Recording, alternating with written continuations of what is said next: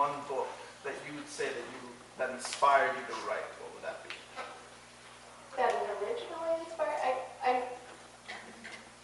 Oh, that's so hard. I would say definitely like my touchstone books, the ones I go back to Kill a Mockingbird, a big one. I Know Why the Caged Bird Sings, which isn't one of my favorite books, but at the time that I read it, that probably made me want to be a writer.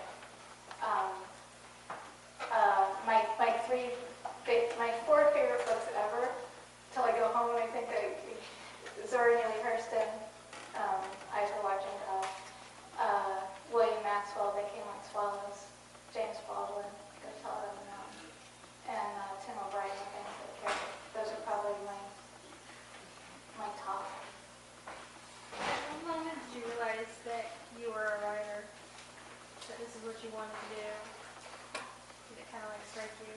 I think it's a question that I continually ask myself. I think you think you're a writer, and then you get a whole bunch of rejection letters, and you don't get paid when you publish something, and people ask, what have you done? And then you're like, maybe I'm not a writer. I think I was probably, at my heart, a writer, except in the third grade.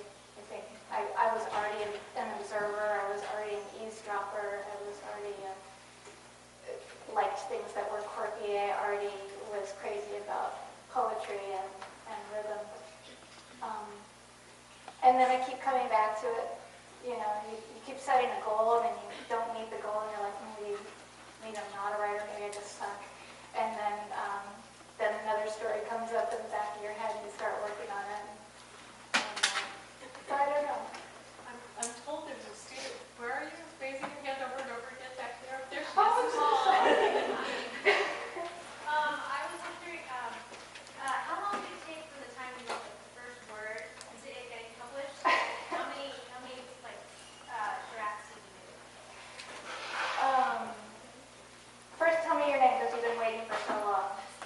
Christine what? Christine Conroe. Okay, good. I promise you I'm going to look for your writing somewhere. I would say, loosely, this book took 6 years. In some way, the material was churning in the back of my head for 20 years. It was the story. There's all kinds of stories I wanted to write.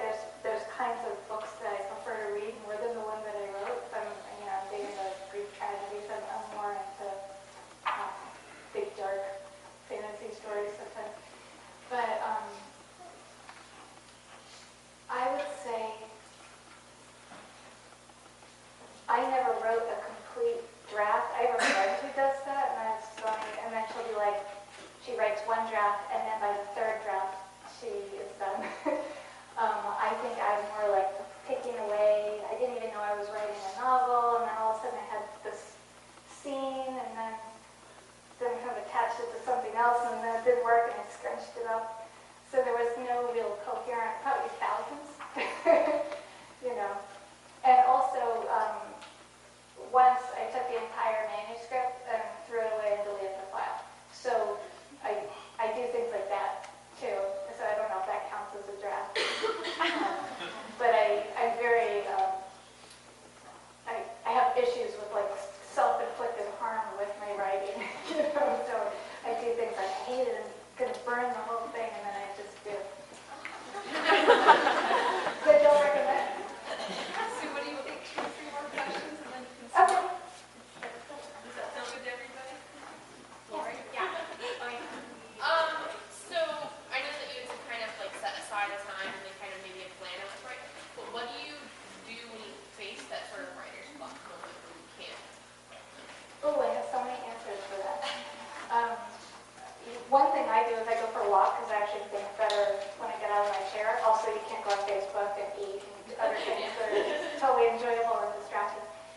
But I watch movies a lot of times. Like, let's say you're stuck, but you kind of know the mood of the scene that you want. You can find music or movies that talk about that theme or that mood. Sometimes I just take a break and I read. The other thing that helps me is I don't let myself write on the weekends because I like to be just like hungry. I'm not one of those I hate Mondays people. I'm just like, oh my God, I'm chomping at the bit to do something. But the other thing I would say, and I keep mentioning it because it was like a big aha moment for me that just works for me, might not for you, but if you could come up with the question, however small, be totally satisfied with one scene or one moment between a character. I'm going to really describe this box that's locked or something. And give yourself a task. Just say, what's in the box? How does she know something's in the box? And then say, that's the next project I'm going to work on. I'm going to work on that. And I'm going to have these two characters fight. I wonder what they're fighting about. And then just let yourself go for a walk and say, what are they going to fight about? And then say, I'm not going to go home until I have an answer. Yeah. I see you won a poetry award. Do you think that what is the likelihood that someone would be able to publish a book of poetry these days? Is that common? It's tough. A friend of mine recently won I think it's the National Book Award for his poems, Terrence Hayes. But he's one of the few that gets it. I actually moved out of, I think poetry really trained my ear for the sentence, but what I found is I like short stories better, and I'm starting to now like novels better. But write the thing that you want to write, and also there's a lot of places, by the way, if you're trying to get a whole bunch of publishing credits, go look at Flash Fiction, because you can do, what's Dinty Moore's site? Brevity? There's sites like Brevity and stuff. You write 3 to 10 fabulous sentences, you publish it, you got a publishing credit. It takes a lot less time than a short story, and it's a real gift, you know. Yeah. And that's it. Flash fiction, I've never actually heard of that before. What is that? You must not have read that much book. Flash fiction is a micro story, and in the best of worlds, it has a beginning, middle, and end, but it can be very, very, very short. I think that the shortest they always